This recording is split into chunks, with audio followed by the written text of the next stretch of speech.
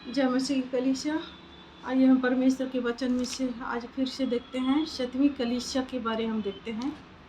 आइए परमेश्वर 7वीं कलीसिया लौदीकिया की कलीसिया को परमेश्वर क्या संदेश दे रहे हैं, आइए हम जल्दी से देखते हैं। यहाँ पर परमेश्वर का वचन कहता है, लौदीकिया की कलीसिया के दूत को यह लिख, परमेश्वर यूहन्ना से कह रहा है, जो अमीन और विश्वास योग्य और सच्चा गवाह है और परमेश्वर की सृष्टि का मूल कारण है, वह क्या कहता है, मैं तेरी कामों को जानता हूँ। परमेश्वर कह रहा है उस कलीसिया से, मैं तेरी कामों को जानता हूँ। मैंने पहले ही बता दिया है, हमारा परमेश्वर सब कुछ को जानने वाला परमेश्वर अंतर्यामी है, मन की सारे भेदों को जानने वाला परमेश्वर है, हृदय का ज्ञाता है, हृदय को गढ़ने वाला परमेश्वर है। हालेलुया। और उस कलीसिया से परमेश्वर कहता है कि मैं तेरे कामों को जानता हूँ, कि तू कहता तो है कि तूने तो न, तेरे कामों को जानता हूँ कि तू ना तो ठंडा है ना गर्म है। परमेश्वर उस कलीसिया से कह रहा है, ना तो तू ठंडा है ना गर्म है। भला होता कि तू ठंडा या गर्म होता, इसलिए कि तू गुनगुना है और ना ठंडा है ना गर्म है।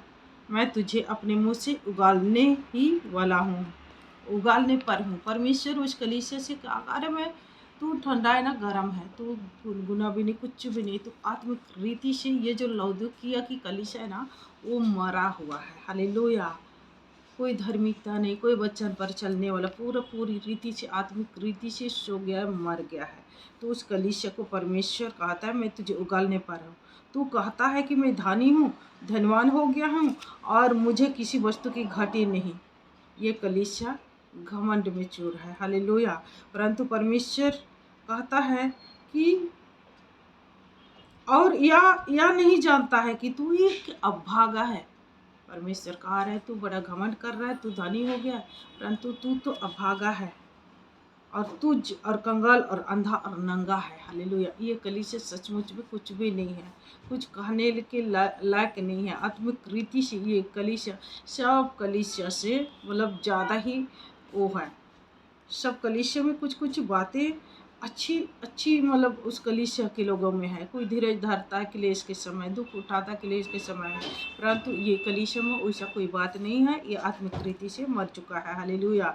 तो हमें उस कलीसिया की तरह हमको आत्मिक रीति से नहीं मरना है, जागृत हो जाना है। हालेलुया। इसलिए कि मैं तुझे समाति देता हूँ, इसलिए उस कलीसिया से परमेश्वर कह रहा है कि मैं तुझे एक सलाह दे रहा हूँ कि आग में तया हुआ सोना मुझसे मोल ले ले और तू धनी हो जा। परमेश्वर कह रहा है कि जो परमेश्वर का वचन है ना, वो सोना हीरे कीमती चीज़ों से भी वो बहुमूल्य है, कीमती है। हालेलुया। और परमेश्वर का वचन तया हुआ है, जैसे सोना आग में तया हुआ रहता है, प्योर किया जाता है, उसी परमेश्वर कहा है, जो परमेश्वर का जो वचन है ना तया हुआ है, उसे तू मोल ले ले और धनी हो जाओ, कह रहा है परमेश्वर। और श्वेत वस्त्र पहन ले, श्वेत वस्त्र ले ले कि पहन कर तुझे अपने नंगेपन की लज्जा ना हो। उस कलीसिया को परमेश्वर सम्मति दे रहा है कि तू मुझसे सोना मोल में ले ले और तू भी धनी हो जा और श्वेत वस्त्र को पहन ले, धार्मिकता को पहन लो, ताकि तेरी नंगीपन, तेरी लज्जा को कोई देखने ना पाए। और अपनी आँखों में सुरमा लगा ले, कहता परमेश्वर, वचन रूपी सुरमा लगा लेना है। जैसे दाऊद राजा प्रार्थना करता है कि हे परमेश्वर मेरी आँखों में ज्योति आने दे ताकि मैं दर्शन देखने लग जाऊँ, कहता है। वैसे वो परमेश्वर इस कलीसिया के लोगों को कह रहा है, अपनी आँखों में सुरमा ले ले कि तू दिखने लग जाए। और मैं जिन से प्रेम रखता हूँ उन सबको उल्हाना और तरना दिया करता हूँ। परमेश्वर उस कलीसिया के लोगों को वो कह रहा है, समझा रहा है, समाति दे रहा है कि तू, मैं जिससे प्रेम करता हूँ उसको मैं ताड़ना भी देता हूँ। जिस पुत्र से पिता प्रेम करता है उसको ताड़ना भी देता है, और परमेश्वर ताड़ना देता है और चंगा भी करता है, बारह पट्टी भी वही लगाता है। इसलिए सरगर्म हो और मन फिरा। परमेश्वर कहता है तू सरगर्म हो, मन फिरा ले। हालेलुया। इसलिए देख मैं तेरे द्वार पर, हृदय के द्वार पर खड़ा खटखटा रहा हूँ। परमेश्वर कह रहा है, देख मैं तेरे द्वार पर खड़ा खटखटा रहा हूँ। यदि कोई मेरे शब्द सुनकर, यदि आज अगर फिलदिपी की कलीसिया की तरह आप आत्मिक रीति से आप मरे पड़े हैं, तो परमेश्वर अपने वचन के द्वारा आपके हृदय को वो खोल रहा है, खटखटा रहा है।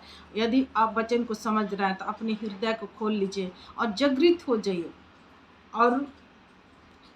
और परमेश्वर के वचन को अपने हृदय में ले लीजिए। और यह परमेश्वर, देख मैं द्वार पर खड़ा खटखटा रहा हूँ, यदि कोई मेरा शब्द सुनकर द्वार खोलेगा तो मैं उसके पास आऊँगा, उसके साथ निवास करूँगा, उसके साथ भोजन करूँगा।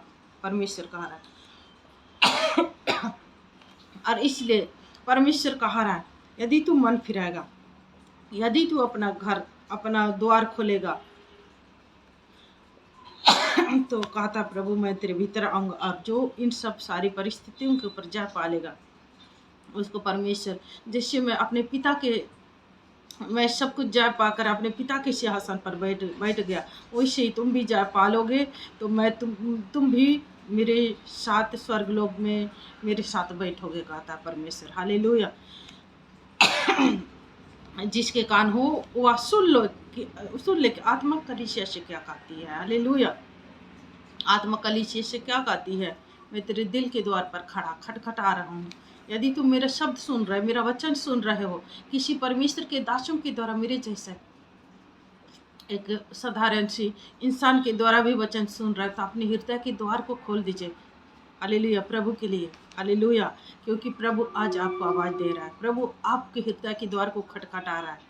तो आप अपने हृदय को खोल दीजिए।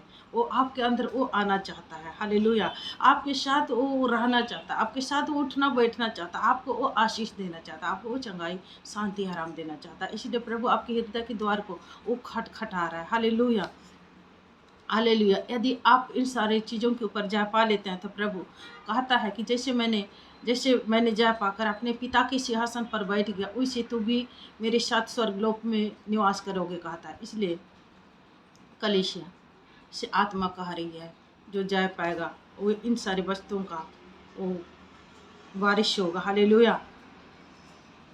इन वचनों के द्वारा कलीसिया आप सबों को परमेश्वर आशीष दे। जय मसीह।